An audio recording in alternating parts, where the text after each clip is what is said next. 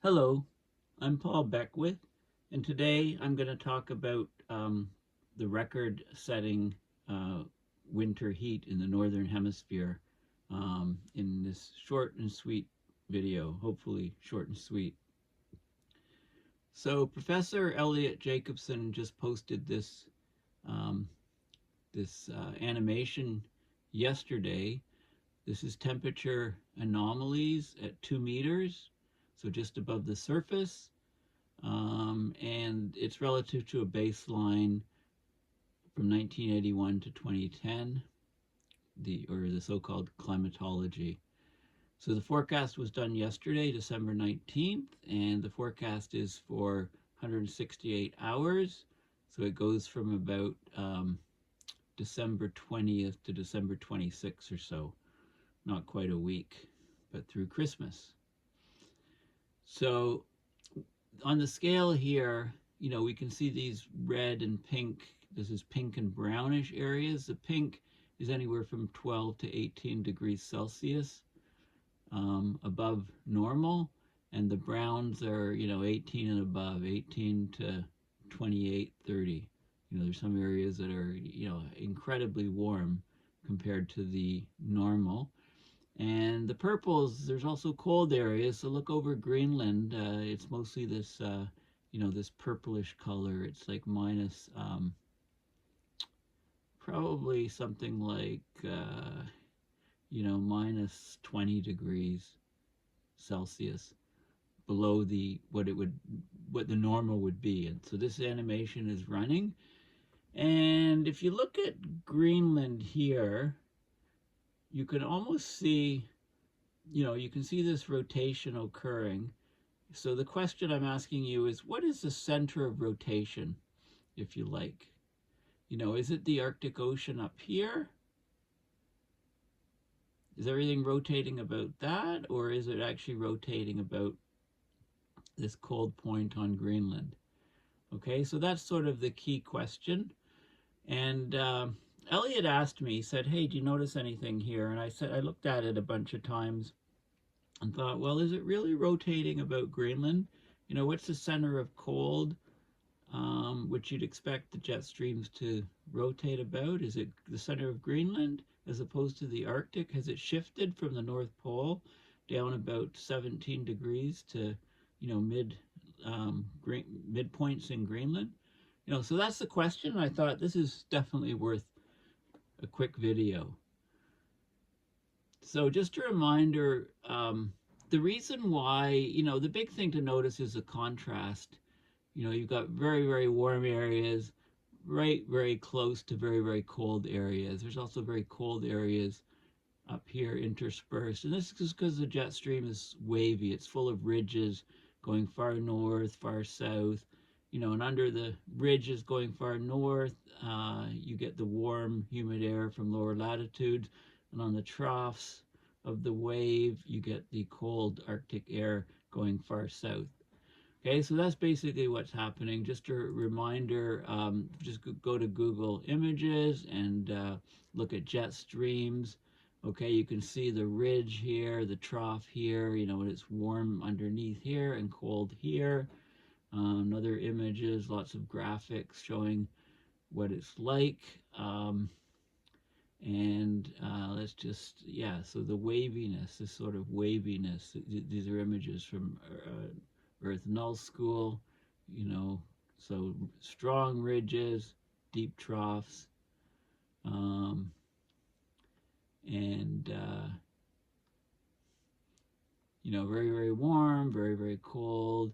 And this is a situation where the jet stream has all these instabilities, right? All these ridges and troughs, zigzaggy patterns. This is often what happens in a La Nina. This is what happens in an El Nino often. So the El Nino tries to straighten out these jet streams here, and the La Nina kind of splits them. So, we're out of the La Nina, we're in the El Nino. Okay, so here's, we're seeing all kinds of examples of the jet stream behaving like that. So you get all of these, basically all of these patterns where you get a lot of um, a lot of discontinuity, if you like. You get these clumps of cold air, clumps of warm air, all interspersed and rotating. Okay, why is this important? I don't know why this is here. Okay, so I did a video quite a while ago, and I can't believe it's actually 5 years ago. And the video, you can just search for the name. It's called Jet Stream Center of Rotation to Shift 17 Degrees Southward from the North Pole to the Greenland with Arctic, um, what did it say? With Arctic warming. Is it cut off? Anyway, with Arctic temperature amplification. Okay, so the idea is that when there's no Arctic sea ice and the Arctic Ocean warms extremely fast, the only cold spot left in the Arctic will be Greenland. So the center of cold will be centered on Greenland, about 83 degrees north, or 73 degrees north latitude, which is a shift downward from the North Pole, 90 north, down to, by 17 degrees, down to 73 degrees latitude, centered on Greenland. Okay, so I'm asking that question in this video, and I discuss all of my rationale for it. So when all the sea ice in the Arctic has vanished from melt and transport, what will happen? The so-called blue ocean event in the Arctic will mean that the last bastion of ice and coldness in the Arctic will be Greenland.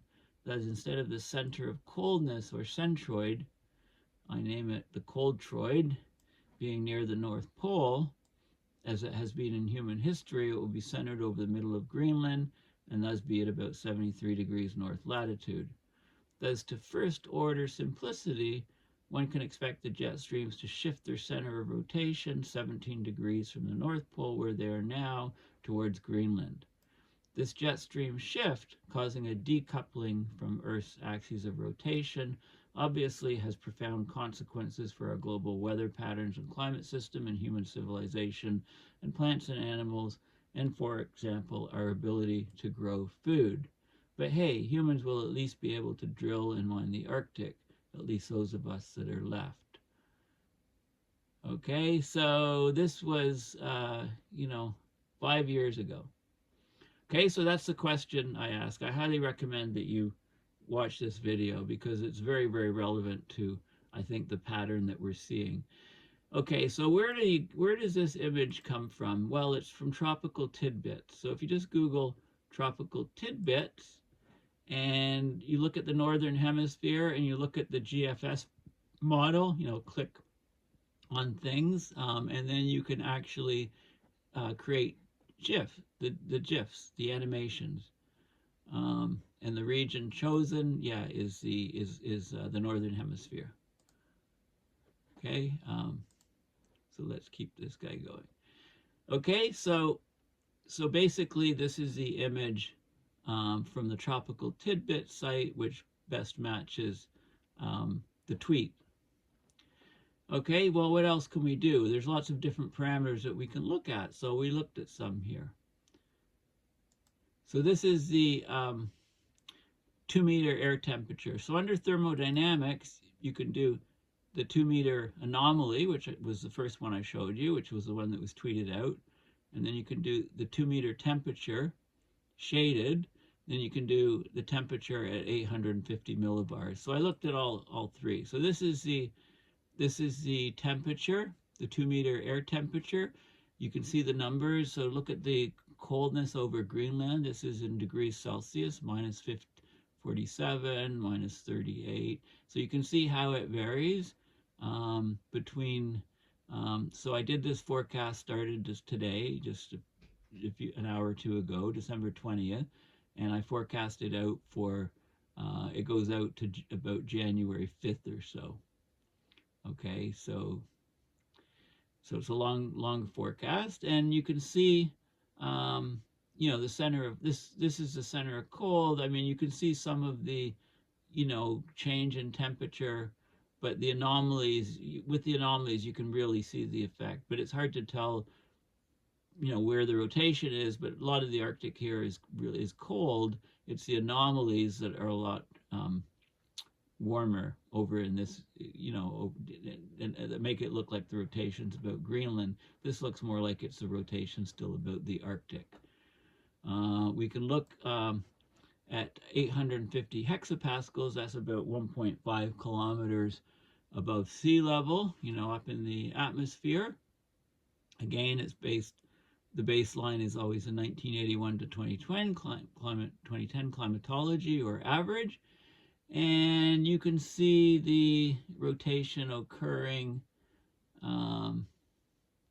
right? This is the air temperature anomaly. You can kind of see, if you sit back, you can kind of see a rotation occurring. It's hard to say that it's over Greenland. It looks, like it's circling the Arctic.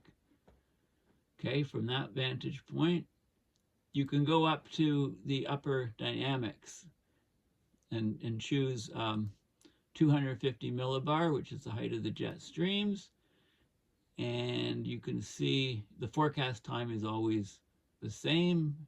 It's from now, basically, December 20th to early January, okay, January 4th or so. And you can see these streaks in the jet stream, and, the waviness and fractured jet stream. And interestingly enough, the overall jet stream is, of course, slowing down and getting wavier and getting stuck in place. I've been saying that forever. But there is a paper arguing that some of these streaks in the jet stream are actually getting more extreme and faster. So the overall jet stream is slowing and getting wavier, but you do have some areas where there's very, very high winds in the jets. Okay, and I'll have to discuss that paper. I have to read it a few more times because it's a bit complex, but that's the gist of that argument. I sent out a cryptic tweet a while ago, and people said, well, what do you mean? You've been telling us for years the jet stream is slowing down because of the temperature amplification at the poles, which is true. It's slowing down and getting wavier and getting stuck, causing all this extreme weather. But there are streaks that are high velocity within this net slower pattern. Okay, so that's sort of a key. Okay, but if anything, I mean, it looks like it's rotating. It's rotating over this whole region, not just over Greenland. Like, it's not centered on Greenland at high elevations. This is halfway up through the atmosphere at 500 millibar, and you can see areas. You can see areas when the air is warmer, it's going up higher. The anomalies are higher than normally. These numbers should be about 500, but you can see areas that are bright red. This is close to 600, 567, 588. And then the blue areas are areas where the air is colder, and you can see numbers that are much lower. They're more around 500, sub 500. You can see some 490s and so on in the blue areas. If you go even higher up, this is the 10 millibar pressure. This is extremely high altitude. This is what we're sort of calling the polar vortex, if you like. High up you get this polar vortex, but you can see it moves around and it fades and it elongates, and there's anomalies of even up at high altitudes where the pressure is very low. Look at this. So you get a lot of phenomena occurring there as well. And then it just started. This is December 19th and 20th. But as we come to early in the new year, this kind of thing, the polar vortex is kind of breaking up. So it has implications down at lower heights in the atmosphere, and does all kinds of neat things. Okay, we can look at the, this is the mean sea level pressure and the anomaly, again based on that climatology. And you can see, so this is at the surface. So you can see these areas, these highs, these areas of highs, okay, high pressures, are the dark red, reaching, 1030, 1040, okay, 10, I don't know, 10, these are 1050s, 1041. And then the low pressures are all under 1,000, right? Normally we're at about 1,000 millibar, 1,000 hexapascals, right? A millibar is a hexapascal. There's lows 972, and the lows are, of course, the stormy weather. Like if you think of the extremes of the pressure inside a hurricane, or even lower pressure inside a tornado, right? The lower pressures, are stormier weather regions. Okay, so you can see that, and you can see how, you get the blobs or clumps of lows and interspersed in highs, or highs interspersed in lows, and very fractured and broken pattern. Again, these are directly because of the jet stream fracturing. We can look here. This is the mean sea level pressure and the normal and the anomalies. So this is just depicted like what we just showed. I showed you the animation. This is just showing you the pressure lines. Okay, the isobars, lines of constant pressure. And how some of these so the tightness. So think of yourself looking at a mountain range, and these are the peaks in the reds, and these are the valleys in the blues. It's exactly, you're looking at a topography of the air pressure in the atmosphere. This is something called the this is lower dynamics. This is the vorticity. Is it upper dynamics? Sorry, upper dynamics. This is potential vorticity. Vorticity is just the spinning. And it just lets you look at the data in a different way to see the areas, where there's a lot of spinning versus less spinning, if you like. Okay, that's what the scale is basically showing. Now, don't forget climate reanalyzer to look at this stuff as well.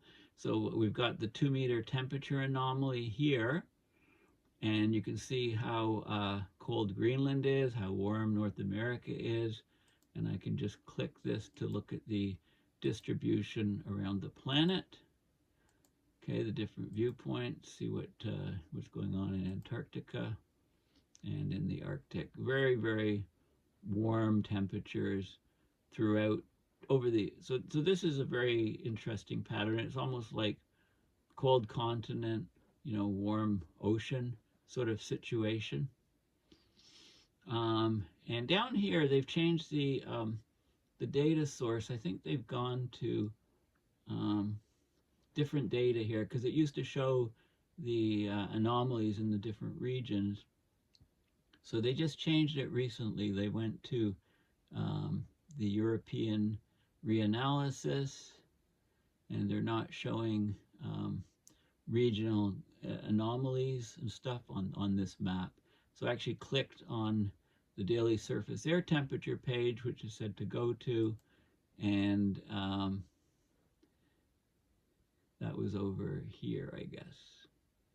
Yeah, that was over here. So you can get this daily surface air temperature. This is over the planet, the world, and you can see the temperature anomalies. But again, the baseline is different. The baseline in this case is 1979 to 2000. So it's not even 30 years, it's a 20 year. And the anomaly is relative to that. Okay, so you can see, you can put the pointer on different lines and see. So this is actually the last year. The black is this year. You can go back and see climatology lines, etc. And these are all of the various years. The interesting thing is you can go here and you can look at the Arctic specifically, and you can look at the Antarctica. Okay, the different anomalies, and you can look at the tropics. Interestingly, the tropics is way higher than normal. The anomaly in the tropics, the average temperature, and this is a week. This isn't there's a lag of about a week now in this data because it's a new data source. It's a European, so it's considered more accurate, but there is a lag at the moment. It's not like yesterday's temperature, it's a week ago. So the average temperature in the tropics from 23.5 degrees south to 23.5 degrees north, all around the Earth, is the average temperature is 25.8 Celsius. Normally, the average from 1979 to 2000, it would be 24.7. So the anomaly in the tropics is plus 1.1. Now, a lot of crops and things in the tropics are very dependent on that temperature. Temperatures are already high. They're adapted for heat, but the temperature is getting extremely into sort of dangerous territory where, how are we going to grow food in those regions? Okay, so this is also from the climate reanalyzer. If you can look at the sea ice and snow cover, and I thought I'd just have a quick look at that because that's kind of interesting. You can see the extent of the sea ice in the Arctic right now. You can see how much snow cover there is on the continents. It extends far south in North America. And you can see what it looks like in Europe. Spots here in high elevation regions, in Asia. Okay. Extensive snow cover, high albedo, right? Highly reflective, and then down in Antarctica. And in Antarctica, this is basically showing you can see the sea ice here, and you can see, interestingly, there's regions of land where there's no snow, right, on the fringes. There's big, huge regions of open water close to the coast already. Okay, we're in our winter, right? In the Northern Hemisphere, of course, they're in their summer. The ice is melting back, and it's going quickly. It's well below average, and you can see these huge areas opening up. So I just wanted to show you that. And of course, Earth Null School is another really good way of sort of getting a good feel for this incredible waviness and fracturing of the jet streams. And we can look at what sea surface let's look at the sea surface temperature anomalies here. Let's look at the wind.